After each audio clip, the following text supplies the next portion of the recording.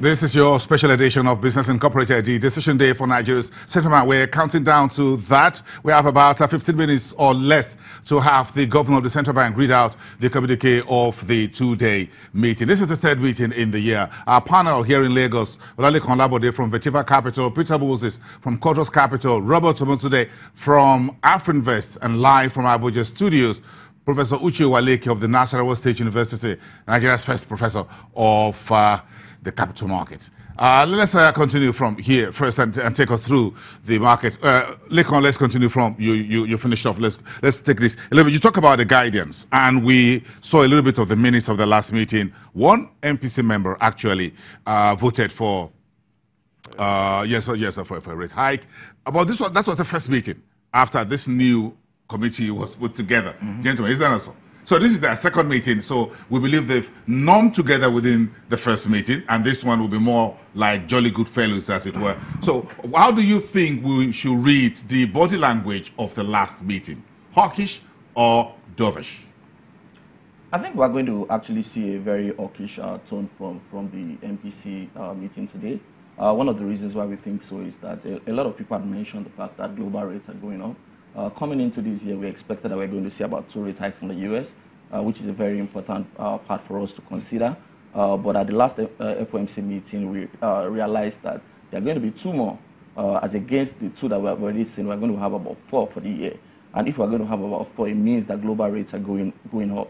If you consider where fixed income rates are currently versus where they were this time last year, we're actually trading, Treasury was trading about 17%. Now they're currently trading between 13 and 14%, meaning that in terms of rates from the fixed income instruments in the market now, that's significantly lower, and global rates are higher. What it means is that there's actually more reasons why a lot of people actually want to move their money from the Nigerian market when we even have election worries ahead to safer markets. And this is actually something that the MPC is going to consider. So external considerations, Peter, quickly to you, is a major consideration this time around. Which one do you think outweighs the other? External considerations versus local consideration? Bossing, sincerely, I think there has to be a balance because monetary policy actually should set an equilibrium. Just to add, for instance, one of the major issues to consider, when you look at external factors, is actually the impact on domestic, macroeconomic indicators and market, dynamics. Apart from the fact that foreign investors are increasingly, being attracted to, safer havens, one of the things you see is that last year, major reasons why we had significant inflows into Nigeria was because there were a lot of carry trade opportunities. But at this time, the cost of that carry trade opportunity is actually, higher than what you had last year, when rates are actually a bit lower in the US, for instance. So at this time, compared to the fact that you have a lower risk profile for those advanced markets, and then you have, at the time, political concerns and worries in the domestic economy, I think you may want to be a bit cautious. And domestically, there are also, factors to consider definitely. From the last meeting, if you, pay closer attention to that communique, you'll discover that liquidity profile over the remaining part of this year is actually very high. That constitutes a whole lot of risk, both for inflation and exchange rate, which, in our opinion, both prices actually appear to be a major consideration and major anchor for the Monetary Policy Committee at this time. So we think focus will still be on those 2 major factors, domestic, and foreign at this particular meeting. Robert, give me a minute. Let's cross over to Abuja and to Professor Uche Waleke. Professor, I'm sure you being in Abuja with the news system and digital media, whatever these days, everyone gets the news as it happens. So you're watching the political situation in Abuja as we speak. It looks like we are now getting into the heavy season of politics, what is going on, and the stock market is now taking a beating very seriously today. Do you think electioneering period politics will be a major consideration for this MPC decision communique we'll be listening to in the next few minutes? Yeah, absolutely. Of course, that is heightening country risk, heightening political risk, which is also part of why we see these investors, fleeing our shores, and is also impacting negatively even on domestic investors.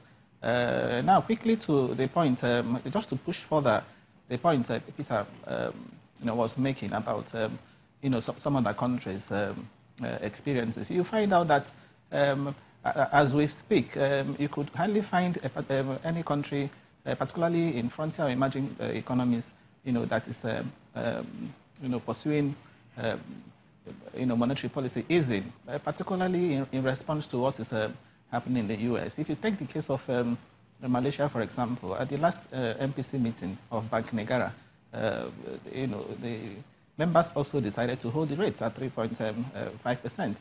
And in spite of the fact that inflation is well below, that 3.5%. You take the case of South Africa, for example, the Reserve Bank of the South African Reserve Bank, the MPC, after their meeting to, agreed to also hold the rates at 6.5. And in South Africa, if you notice, the Apex Bank target, inflation target is hovers between 3% to 6%, and inflation is well within this target. If you go to India, in India, the inflation rate is well below the target rate as well. But in spite of that, the Reserve Bank of India, also the MPC, opted to increase the benchmark interest rate by 25 basis points to 6.25%. That is in India. And as I said earlier on, in spite of the fact that in that economy you would say the Taylor rule is clearly met, where the anchor rate is higher than inflation rate, but they also decided to increase this rate. It's only in Ghana where we saw a reduction in the policy rate by 100 basis points from 18% to 17%. But of course, that's because partly because you have inflation in Ghana around 11%. In the case of South Africa, in spite of the fact that the value-added tax was increased this year from 14% to 15%, the bank didn't deem it wise to lower rates. So we have to take all these factors into consideration. And coming to the liquidity issue, yes, it's a fact that the central bank has been battling with the cost of managing liquidity in the system. Only a few weeks ago, I was part of the central bank retreat organized by the central bank for their financial markets department. I was at that retreat as a facilitator, and part of what we were considering was how to mitigate the cost of managing liquidity in the banking sector. I'm sure, Professor, I'm sure the issue of liquidity. Sorry, may I cut in respect for the issue of liquidity will be one thing that will be in that communique, which the central bank governor will mention today. Of course, he has been talking about it. But we need to get ready to wrap up. Business Incorporated, I mean, get ready for 2 o'clock when the governor will read his communique. Thank you very much, Professor Uche Waleke. But very final words for this particular round of this conversation from Robert Tumuntunde here. Do you think there's anything positive in the box, rather from inflation, from PMI, that you think, or the budget, whatever it is, fiscal spending policies, that could be part of the considerations for this 2-day meeting? Well, there are positives that the committee, will be analyzing in terms of developments within the domestic space, but there are serious concerns more than the positives.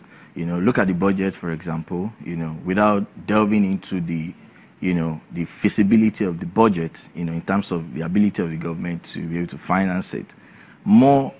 Something that is of more concern is the bulk of spending that we're going to see, plus the electioneering, period that is about kicking in, and the cost of higher liquidity in the system is very costly for the exchange rate. It all boils down to cost and liquidity, and then it feeds into your prices. Yes, thank you very much, Robert Tumuntunde from AfroInvest. Gentlemen, thank you very much for watching Business Incorporated. We have a very busy day here in Nigeria, and that will continue after this. Thank you very much for watching, and goodbye on Business Incorporated.